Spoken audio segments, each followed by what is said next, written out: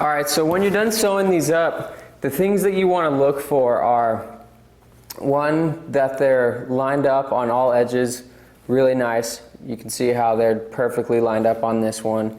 Same with right here. The other thing is you're going to want to check that your seam allowance is right on 1/2 inch, which it is. And the reason why that's important is if your seam allowance is you know, bigger or smaller than 1/2 inch, it's going to be taken away or adding to your finish width, which is when you fold these open, the finish width. So since we started with 2 3-inch pieces, we sewed them together with 1/2 inch seam allowance. We should have 5, which we do there. So that's what you want to check for.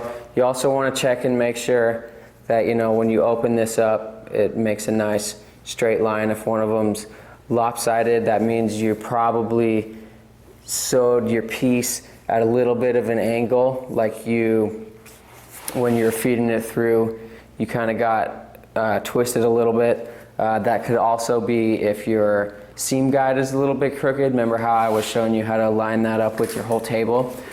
And then the other thing, like I talked about earlier, is you want to make sure there isn't, you know, any big wrinkles in there. I mean, see how wavy and weird this piece is, and how, you know, nice and straight that one lines up compared to this big old S right here. So those are the main things you want to keep an eye out for.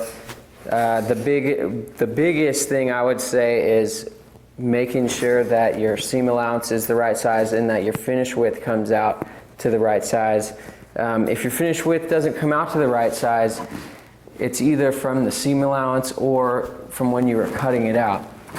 And the reason why this is so important, if you say you take a look at like a seat or something, and you can see across the top, there's at least five seams across the top on pretty much every seat.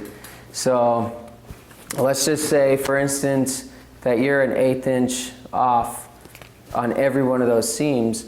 By the time you're finished sewing that seat cover up, you're going to be 5/8 of an inch off, which is going to either result in a really tight fitting cover that doesn't look good, or a really loose fitting cover that doesn't look good, depending on if you're off, if you're off big or you're off too small. So it's really important to get accurate while you're practicing, and learn to pay attention to these kind of things, because they're going to really save you in the long run, and your quality of your covers and everything else is just going to come out a lot better.